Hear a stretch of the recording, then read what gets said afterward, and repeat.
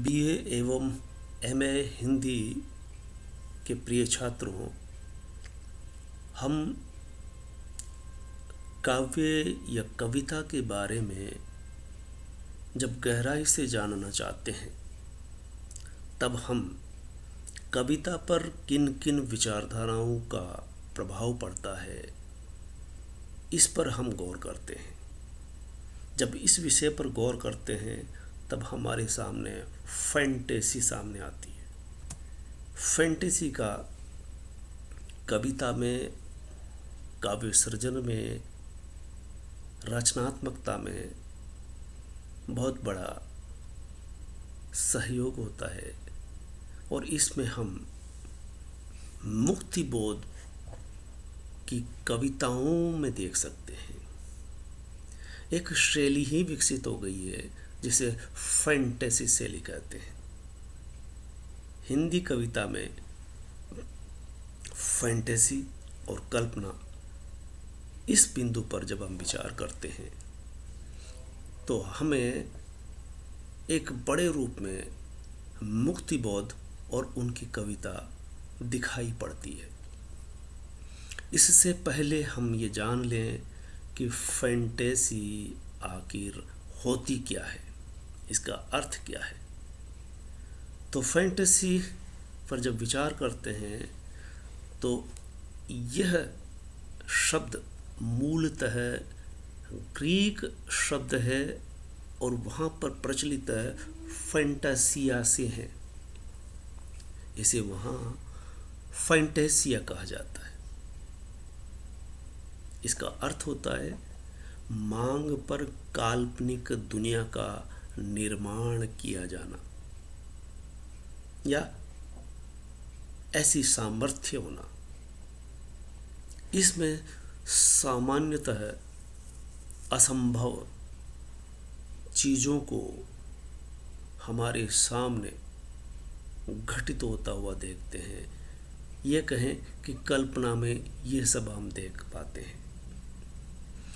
इसे हम यूँ कह सकते हैं कि भौतिक रूप से जो संभव नहीं है, वो भी यहाँ होता हुआ कल्पना के द्वारा उसे साकार किया जाता है। यानी भौतिक शास्त्र की सीमा होती है वो, और यह कह सकते हैं कि पशु और मानव का अंतर नहीं रह जाता। इसे कह सकते हैं कि जब व्यक्ति स्वप्न में होता है तब वो क्या क्या नहीं देख लेता। इसी तरह से अगर वो कल्पना में जीता है तब भी वो ऐसी ही योजनाएं बनाता है और उसको देखना पसंद करता है।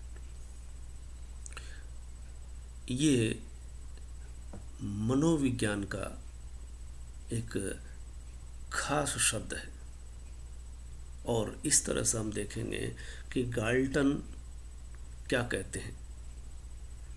बिंबों में मानव की विभिन्नता दिखाई पड़ती है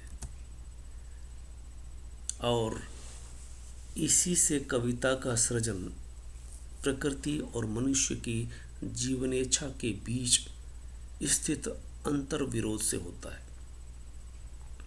कविता जब बनती है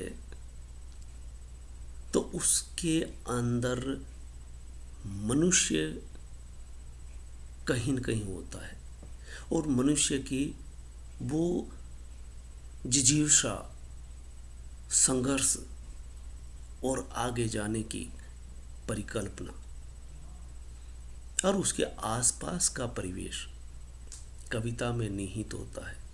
कविता एक तरह से मन की उड़ान की तरह है जिसमें जीवन इच्छा निहित होती है। मनुष्य अंततः कुछ सोचता है और वो आगे की सोचता है। कविता इस तरह से कल्पना के द्वारा सृजित की जाती है जिसमें अधिकांशतः उसके आसपास का परिवेश और प्रकृति चित्रित होती है, लेकिन उसमें वो मनुष्य के मन की उड़ान भी होती है। मनुष्य का अंतर्विरोध भी उसमें परिलक्षित होता है। जब आदमी बेहद संघर्ष में होता है, आदमी जब टूट रहा होता है, तो ऐसे में ये जीवन इच्छा उसे संबल देती है।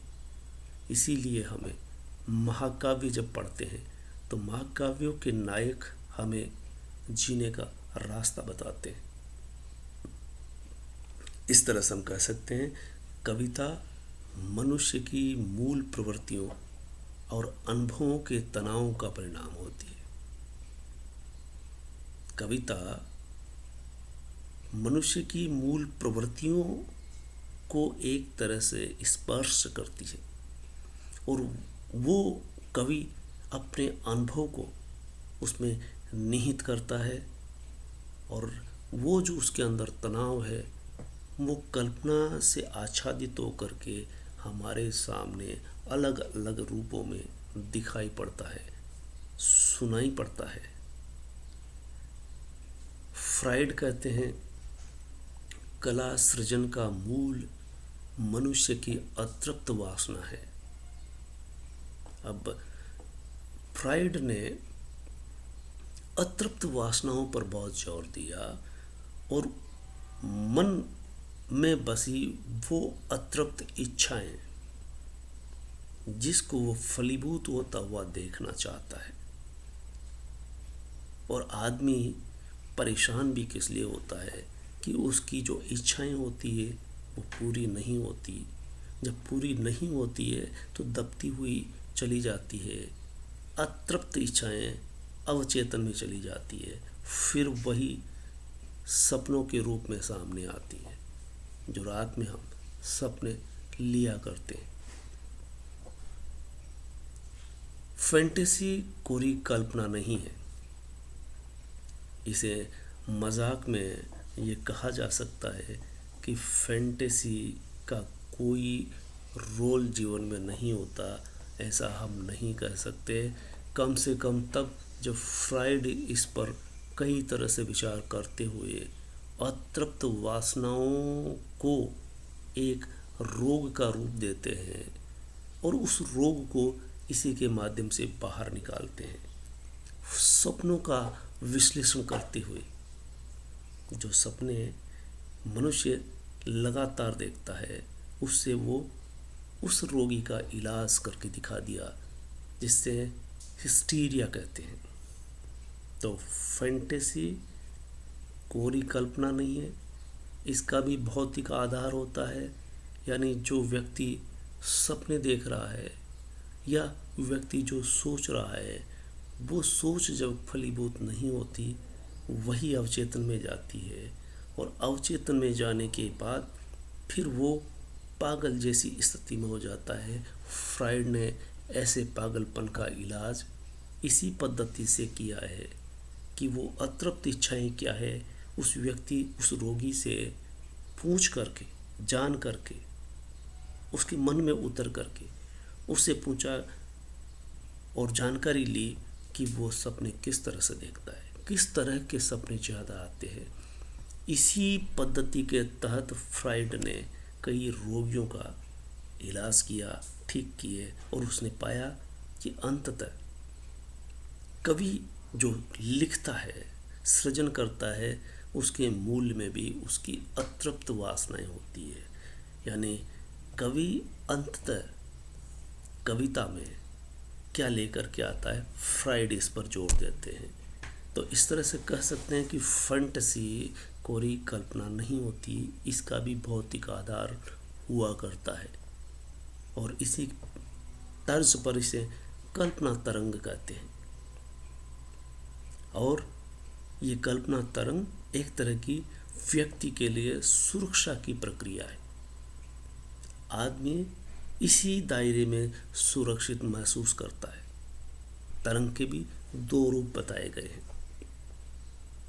ये हमें कहानियों में, फिल्मों में दिखाई देती है कि एक विजेता का रूप है, दूसरा पीड़ित नायक का।